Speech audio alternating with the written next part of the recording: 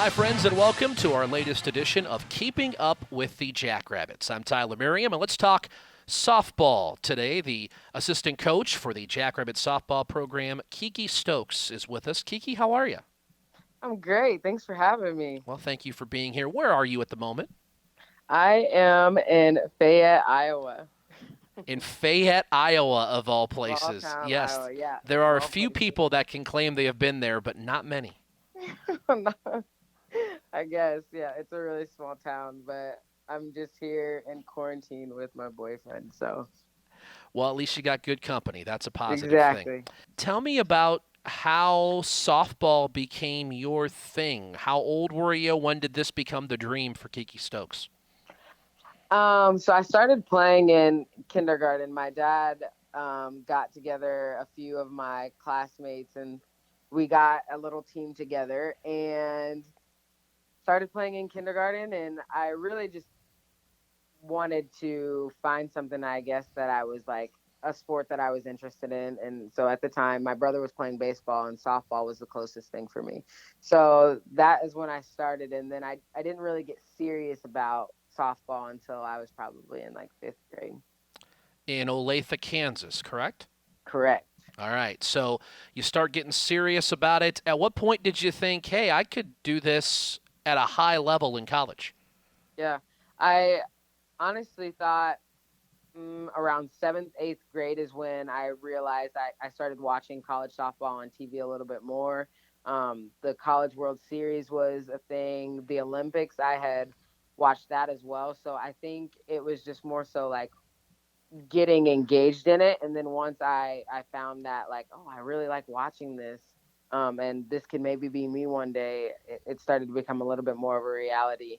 I would say in about seventh grade, and then eighth grade is when I went to my first camp, and it happened to be Nebraska. And going into my ninth grade year is when I committed to play at Nebraska. So it all kind of came really fast, but wouldn't change it.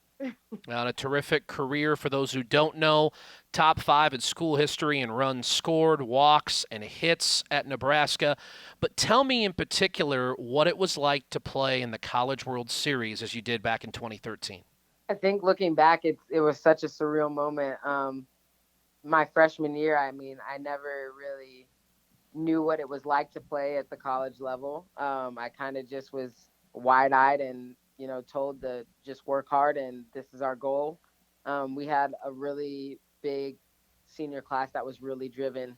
As the year before, Nebraska didn't make postseason, so it was a really big deal for them to work hard and this that was their end goal. And looking back again, it was just really surreal. I didn't realize that it was the biggest stage until I was there. And then after my freshman year, it was like that was all I was striving for, was to get back on that stage, because it's just one of a once in a lifetime thing. I mean, not everybody gets that opportunity, and when you're there, it's you take it all in and you try to do your best, and it's just so crazy looking back at that moment.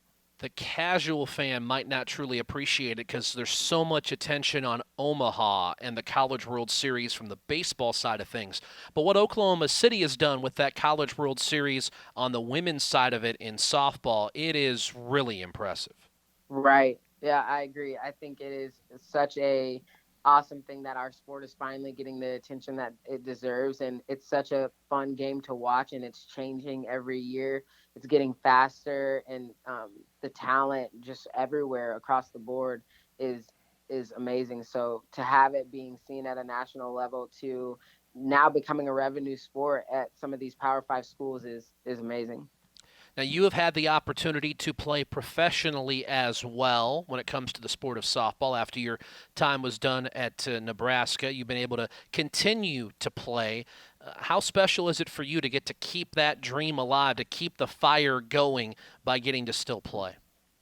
It's so special, and it's special that Coach Wood allows me to still play, because it allows me to just be able to continue to relate with the girls and relate with just how the game is growing and changing. And it's been so much fun to be a part of the Scrapyard organization. I've been with them from the very beginning, so going on my fifth year, it's kind of crazy that the place that, made my dreams come true. I'm still with it and still playing, and it is getting a little bit harder to bounce back. I will say my recovery time is not the same, but it's been an honor and a lot of fun to be able to coach and play still. You're not even 30.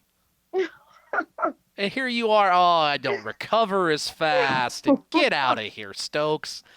Jeez. But we're talking about playing for Houston for the National Pro Fast Pitch League. What are you hearing about their steps moving forward? Because we talk about all these other leagues and how they're trying to handle things during this pandemic.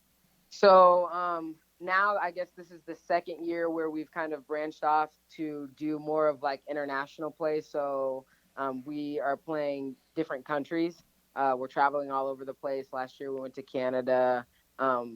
And with that, it's just like this coming year, it's really hard as it was an Olympic year. And now that that's being postponed till 2021, what we're pretty much doing this summer is we're still going to have our team, but it's going to be a mix of the USA team as well. So it'll be Scrapyard and USA kind of combined, but all going for the same thing. And then we'll just be pretty much going on tour to play the USSSA Pride, and we'll be playing in a bunch of different travel ball tournaments and pretty much just showcasing the game and just trying to grow it as best we can. We've talked a lot about your playing days from college and the current playing days, but tell me about coaching. What made you want to get into that aspect? I really fell in love with coaching my fifth year at Nebraska. Coach Ravel had, put me in a role of, I want you to work with the defense. And I really kind of just grasped onto that role. And I really fell in love with just being able to see people make progress and people asking questions. And I think I related a lot to the game. I learned a lot through all three of my coaches. So being able to give back to the game somehow, some way, and being able to connect with the kids, I think is something that I've always been really good with. My teammates, my coaches, I've always tried to connect with people on a different level. And so now being in the coaching role and being able to help these kids grow and figure out how to play the game at the best level that they can, I think it's just been an awesome part of my career. It's probably been the most rewarding part of my career. It's unfortunate for everybody that this pandemic occurred, and for softball teams, they couldn't finish out their season, but particularly for this Jackrabbit team, not only because of the start that you guys were off to, but such a young team. You got a lot of freshmen that are puppies of big paws. Yeah. They're going to keep growing into these. Oh yeah. I was so excited for them. I mean, this team worked so hard in the fall.